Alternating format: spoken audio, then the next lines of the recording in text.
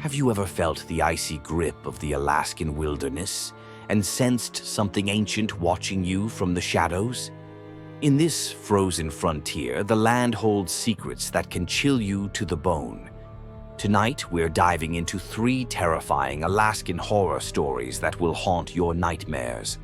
From a creature beneath a frozen lake to a cursed town where silence reigns, these true tales will make you question what's really out there. Stick around, because the darkness has only just begun. Have you ever stepped onto a frozen lake and felt like something ancient was watching you from beneath the ice? Something that shouldn't be disturbed, something that has been waiting for centuries. I grew up in Alaska, near the rugged, isolated town of Nome. Out here, the wilderness doesn't just surround you, it swallows you whole. Winters are harsh, endless expanses of ice and forest stretch beyond the horizon, and silence becomes your closest companion. Among all our traditions, ice fishing was sacred. Every year without fail, my friends Charlie, Greg, and I would drive out into the wild, onto lakes frozen solid by months of brutal cold. We trusted the land, we trusted the ice, we trusted what we thought we knew. But one February afternoon, that trust shattered into a million pieces. The cold that day was merciless, so sharp it sliced through every layer of clothing. Breath hung in the air like smoke, skin burned with every inhale. But tradition was tradition, and nothing, not even the unforgiving cold, was going to stop us from making our annual trip. We packed our gear and set off toward a remote lake deep in the wilderness. The journey was uneventful at first. Snow blanketed everything in untouched purity. The road wound deeper into isolation until finally the lake came into view, a vast sheet of ice stretching endlessly, smooth and eerily undisturbed, reflecting the pale sun like a mirror. We parked at the edge, set up our equipment, and drilled holes into the thick surface. The sun hung low in the sky, casting long, twisted shadows across the snow. And through it all, a stillness hung over the lake so profound, it felt unnatural, as if the world itself had stopped breathing. As the hours slipped by, the temperature dropped even further. A thin fog began to slither across the ice, creeping toward us with an almost deliberate grace. It wasn't unusual to see mist forming over frozen lakes at night, but this fog was different. It was thick, heavy. It muffled sounds and swallowed shapes, making it hard to see even a few feet ahead. We sat in silence, the only sounds the soft hiss of the wind and the occasional creak of shifting ice. But beneath it all, there was something else, a feeling, a gnawing unease, an ancient fear that made the hair on the back of my neck stand on end.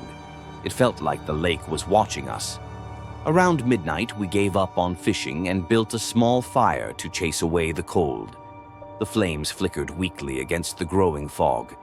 Charlie, always the one to break a tense silence, leaned closer to the fire and said, almost in a whisper, "You guys ever hear the stories about this lake?" Greg and I exchanged glances. "Stories?" Greg asked, his voice sharp with skepticism. Charlie nodded slowly. "Locals say this lake is cursed, that something lives under the ice, watching, waiting. Some say they've seen shadows moving beneath the surface. Others say they've heard voices calling to them." His words hung heavy in the fog, sinking into the marrow of our bones. I tried to laugh it off. "You've been watching too many horror movies, man," I said. But Charlie didn't laugh. He stared into the mist, his face pale and serious. "They say you're not supposed to be here after dark," he murmured. Greg rolled his eyes, but the unease was spreading like the fog itself. Something about the silence, the way the mist moved, felt deeply wrong. We decided to pack up and head home. But just as we stood, a deep, rumbling crack echoed across the ice.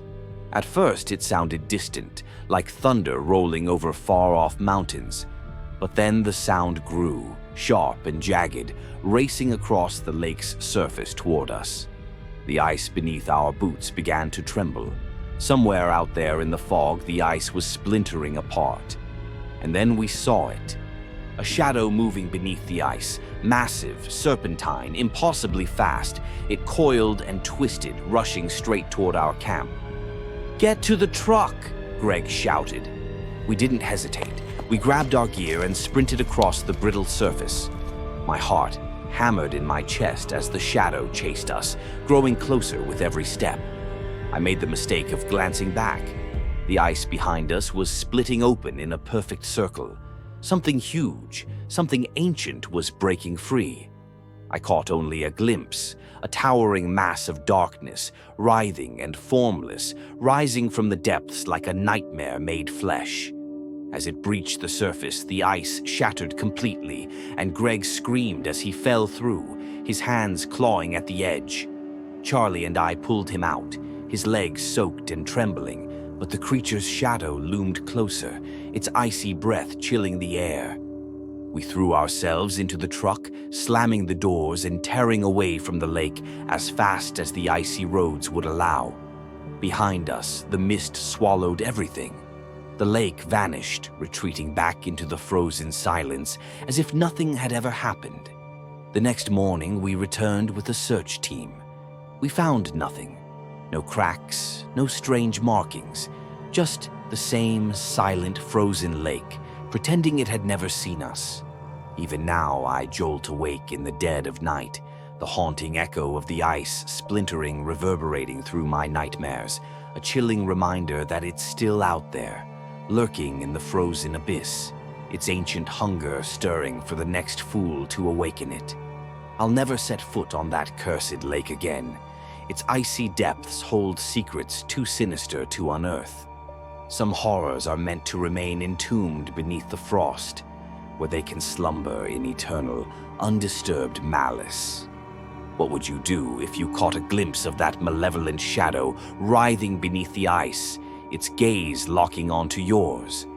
In Alaska, that lake is just the beginning of the ancient terrors lying in wait. Share your thoughts in the comments below and tag a friend who'd lose their mind hearing this bone-chilling tale. Let's head to the Northern Lights, where the sky's beauty hides a chilling secret. Have you ever felt like you're being watched, but when you turn around, no one's there? Now imagine that feeling under the glowing curtain of the Northern Lights, deep in the Alaskan wilderness. That's what happened to me one winter night, an experience that still haunts me. For over a decade, leading tours through Alaska's rugged backcountry has been my life. Hiking, fishing, kayaking, I've guided it all. But one Northern Lights trip stands apart, one I'll never forget. It was a small group of 2 couples from the lower 48, eager to see the auroras for the first time. We drove for hours, leaving the city lights of Fairbanks behind, deeper and deeper into a world of endless trees and silent snow. The further we went, the more the world seemed to hold its breath. At last, we reached a remote clearing by a frozen lake. I built a fire and started explaining the science behind the auroras. Solar winds, magnetic fields, Earth's atmosphere. The group listened, spellbound. And then the sky came alive. Streaks of green, purple, and red painted the heavens. It was breathtaking, like standing inside a dream. But as I admired the lights, I noticed something else, a shadow, lurking just beyond the trees. At first I brushed it off. Tricks of light, shifting shadows. But then Rebecca gasped. "What is that?" she whispered. We turned and saw it clearly. A tall, dark figure, towering above the trees. No features, no face, just an inky blackness, almost absorbing the light around it. It didn't walk. It floated eerily smooth above the snow. Panic prickled through us. "It's coming closer," John said, pointing, his voice cracking. I told the group to stay by the fire, but the figure hovered there, motionless, yet full of silent menace. Even the vibrant auroras seemed to dim in its presence. Then, without warning, the fire flickered and died, as if the shadow had sucked the warmth from the air. A low, guttural whisper echoed through the clearing, calling my name in a voice that wasn't human. "We have to go," Rebecca pleaded. I agreed. Quickly, we packed up, the figure always lingering just at the tree line, as if daring us to look away. As we reached the van, I felt its icy presence just behind me, its whisper echoing in the wind. "Stay." My blood ran cold, but I didn't look back. We drove back to Fairbanks in heavy silence. In the days after, Rebecca said she still felt empty black eyes watching her from the shadows. Other campers reported seeing the same dark figure under the auroras. I still don't know what we witnessed, but I've never looked at the northern lights the same way again. Now, every time I see them, I feel that same icy gaze, as if it's waiting for me to return. Have you ever felt watched under the northern lights? Share your story below. If these stories are chilling you, smash that like button and subscribe for more. We've got one more tale that'll freeze your blood. Deep in the Alaskan tundra, where the snow never melts and the nights stretch on forever, there's a town that even the northern lights refuse to shine over. They call it the Silent Town, and I stumbled upon it during a snowstorm last winter, an experience I'll never forget. At first glance, the town seemed ordinary, a neat grid of streets, tidy houses with white fences, and an empty square where the clock tower stood frozen at exactly 3:15. But if you listened closely, you'd notice the one thing that set it apart. There was no sound, no chatter, no dogs barking, no wind whispering through the trees. Nothing. The silence wasn't peaceful. It was heavy, almost alive, pressing against my ears until I wanted to scream, just to break it. I called out, but my voice felt swallowed, like the town itself was trying to steal it from me. People said the town hadn't always been like this. Long ago, laughter used to echo through the alleys, and the clock tower sang every hour.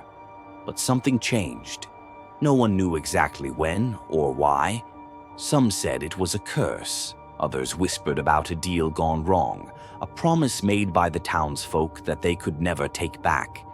The townspeople watched me from behind their curtains, their faces pale and blank, their eyes hollow like they had forgotten how to feel anything at all. When I tried to speak to them, they only shook their heads and vanished into the shadows, leaving me alone in that suffocating silence. Legend has it that once a year, on the night the moon disappears completely, the town comes alive again, but only for a single hour. I stayed to see it. At midnight, music drifted through the streets. Children laughed, and the bells of the clock tower rang loud and wild. It was beautiful, like catching a glimpse of a memory you didn't know you had. But then the laughter turned to screams, and the bells became a mournful toll as the town remembered what it had lost. I heard my name whispered in the darkness, and a cold hand brushed against my shoulder. But when I turned, nothing was there. When the hour ended, the silence returned, deeper than before. The clock reset to 3:15, forever trapped in the moment when the town's fate was sealed. I left as fast as I could, but I could still feel the town's silence clinging to me, as if it wanted to drag me back. Visitors rarely stumble upon the Silent Town. The roads leading to it aren't marked on any map. If you find yourself there, it's not by accident. And if you stay too long, you might forget your own voice, too. Would you dare stay in the Silent Town for that 1 hour? Let us know in the comments. Some places are forgotten for a reason. Some silences are not meant to be broken.